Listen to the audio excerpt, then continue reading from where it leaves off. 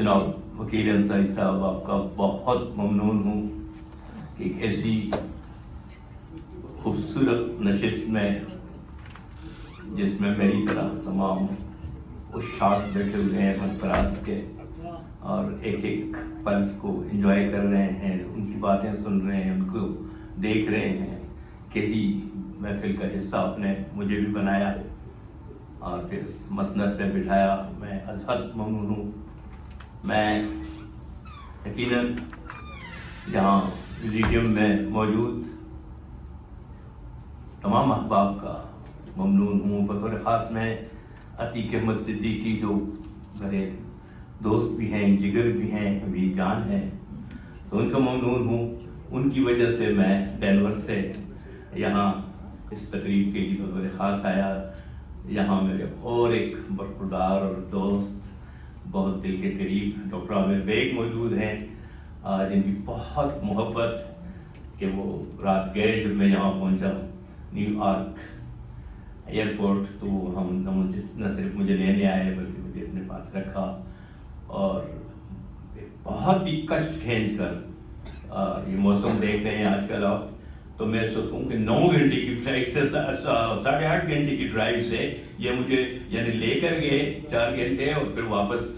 रात गए अपने घर वापस आए बिंगहैम्पटन अतीक अहमद सिद्दीकी के पास। तो मैं उनका तो बहुत ही ममनून हूँ और तमाम दोस्तों का ज़फ़र यहाँ मौजूद है। डॉक्टर साहब मौजूद हैं, डॉक्टर शफीक साहब से ज़रा आजकल मुलाकातें बहुत कम हो गई हैं, टेलीफोन पे भी कम ही मिलते हैं। तो आज मैं बहुत खुश हूँ यहाँ बहुत से दो डॉक्टर शमशेर साहब, तैर खान साहब, तो मैं भी एक का क्या नाम हूँ कॉमरेड मुझे नज़र आ रहे हैं। बहुत दिनों के बाद देखा और ये पहला मौका है कि मैं उनको इस तरह आराम से बैठे देख रहा हूँ, मुझे ऐसे नारेबाजी करें और वो किसी मुजाहरे में शरीक हों, तो आज मोहब्बत से बैठे हुए मैं बहुत ममनून हूँ। यूसुफ खान साहब ने पकड़ के रखा। यूसुफ खान साहब ने शायद उनको, यूसुफ खान साहब का बहुत ममनून हूँ, उनसे राब्ते में हूँ मैं। दोस्तों बहुत ही मुख्तसर से एक तासुराती सा मज़मून है। अभी वकील अंसारी साहब ने बात की थी कि आज की इस तकरीब में महसूस हो रहा है कि यहीं कहीं आसपास फराज साहब भी मौजूद हैं, तो यस ऐसा है, मुझे भी ऐसा ही लग रहा है। शायद इसकी वजह यही है कि मेरी इस थोड़े से मुख्तसर से मज़मून का उन्वान है फराज जिंदा है। कोट एक छोटी सी नज़्म के 2-3 मिसरे फराज साहब की। मैं अभी जिंदा हूँ, मैं अभी जिंदा हूँ, तुमने संगबारी की, मेरे पैकर को दीवारों के कालब में चुना, नागों से डसवाया, सलीबों पर चढ़ाया, जहर पिलवाया, जलाया, फिर भी मैं सच की तरह पाइंदा हूँ, मैं जिंदा हूँ।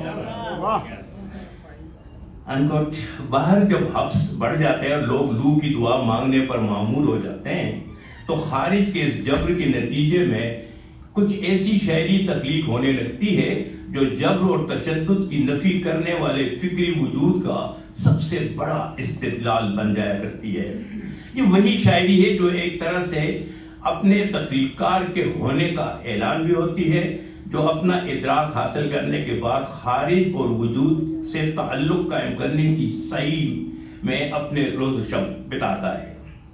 हरचंद ये एक दुश्वार गुजार रास्ता है, क्योंकि इन राहों का मुसाफिर कुछ जानी अनजानी हकीकतों की खोज में निकल पड़ता है और फिर कोई खुशबख्त होता है जो मंजिल तक पहुंच जाता है, क्योंकि ज्यादातर रास्ते ही में भटक जाते हैं। मुझे अहमद फराज अपनी शेरी बोतीका में उन अजीम हकीकतों का ऐसा ही खुशबख्त खोजी लगता है जिसके हाथ वजूद यानी बीइंग की उलझी हुई डोर का सिरा आ गया था, जिसे सुलझाते हुए एक तरफ वो अपने मोजज़ाती कलाम के जरिए लोगों को खुद पर मुनकशिफ होने की दावत देता है, तो दूसरी तरफ उन कुव्वतों से भी मुसलसल बरसरे पैकार है जो इस बीइंग की डोर में नथिंगनेस यानी अदम की गिरह लगाते हैं। उसे इल्म है कि यह सफर एक ऐसा सफर है जिसमें पाँव नहीं दिल थकता है, और दिल के थकने की वजह महज ये भी नहीं कि सारा शहर बिलक रहा है, یہ بھی نہیں کہ سارا شہر بلک رہا ہے، کہ شہر کے بلکنے کو اسے دکھ تو ضرور ہے، مگر اس دکھ سے زیادہ قلق اسے اس بات کا ہے کہ گرد و پیش کے صفاق، کٹھور، ہولناک اور ناگفتگو حالات میں بھی شہر کا شہر چپ کی بکل مارے ہوئے مطمئن بیٹھا ہے۔ اس وجہ سے پھر اکیلے فراز کو کئی محاذوں پر لڑنا پڑا۔ وہ نرا شاعر ہوتا تو ڈرائنگ روم میں بیٹھ کر لفظوں کے طوطے میں نے بناتا رہتا، اور مگر نوجوانی میں کشمیر کی جنگ میں حصہ لینے کے لیے پشاور سے کشمیر جانے والے اور پیرانہ سالی میں عدلیہ کی آزادی کے لیے اپنے قلم قبیلے کے ساتھ جواں مردی سے سڑکوں پر ظالم ڈکٹیٹر کے خلاف احتجاج کرتے ہوئے اسے اس نیلے آسمان نے دیکھا ہے۔ وہ جانتا ہے کہ وہ ایک ایسے شہر عداوت میں سانس لے رہا ہے جہاں لوگ سجدوں میں بھی دوسروں کو برا سوچتے ہیں۔ وہ ایک ایسے شہر عداوت میں سانس لے رہا ہے جہاں لوگ سجدوں میں بھی دوسروں کا برا سوچتے ہیں، اور وہ اس تیسری دنیا کا باسی ہے جہاں سزاؤں کو کبھی جرائم کے ساتھ مشروط نہیں کیا جاتا۔ وہ جانتا ہے کہ تاتاری شاعر موسیٰ جلیل نے جب یہ کہا تھا کہ تھالمان کے ساتھیوں اٹھو، کہیں تم یقین تو نہیں کھو بیٹھے، سچائی کی آواز سنو، ہمارے قید خانے کے پھاٹک جلدی سے کھولو، تو فراز کو پتا ہے کہ اس نوجوان شاعر کا انجام کیا ہوا تھا۔ یہ بات بھی ان کے علم میں تھی کہ اپنے لوگوں کے دکھوں کو اپنے شعروں میں بننے والوں کو ملنے والی اذیتوں سے اس کی ادبی تاریخ بھری پڑی ہے۔ پابلو نیرودا اور کوموجو سے لے کر قرۃ العین طاہرہ اور فروغ فروزات تک، اور نہ جانے کب سے لے کر بنجمن مورائز تک، درد کے اس نہ ختم ہونے والے اذیتناک سفر کے ہر سنگ میل سے احمد فراز آگاہ تھا، مگر وہ کشتیاں جلا کر نکلا ہوا تھا۔ اس نے جان بوجھ کر اس دشوار گزار راستے کا انتخاب اپنے لوگوں کی خاطر کیا تھا۔ یہ بات اس سے پوشیدہ نہ تھی کہ نظریے کی حقانیت اور آئیڈیالوجی کی صداقت ہی وہ منصور گھوڑا ہے جس کی ننگی پیٹھ پر بیٹھ کر ہی انسان دوسروں کے لیے، اپنے لوگوں کے لیے چھاؤں ڈھونڈنے کڑی دھوپ کا سفر طے کرتا ہے۔ فراز کو گھپ اندھیرے میں جو روشنی کی کرن نظر آ رہی تھی، وہ شہر کی خاموشیوں میں جگنو رنگ جل بج کرنے والے چند شعر، چند نغمے اور چند گیت ہی تو تھے۔ اس خود آگاہ شاعر کو شاعری کی تاثیر کا اندازہ تھا، اور شعر ہی کو وہ احتجاج کا مؤثر ترین ذریعہ بھی گردانتا تھا۔ تبھی اس نے کہا تھا، ابھی آپ نے سنا بھی، اسی لیے جو لکھا ہے تپا کے جاں سے لکھا۔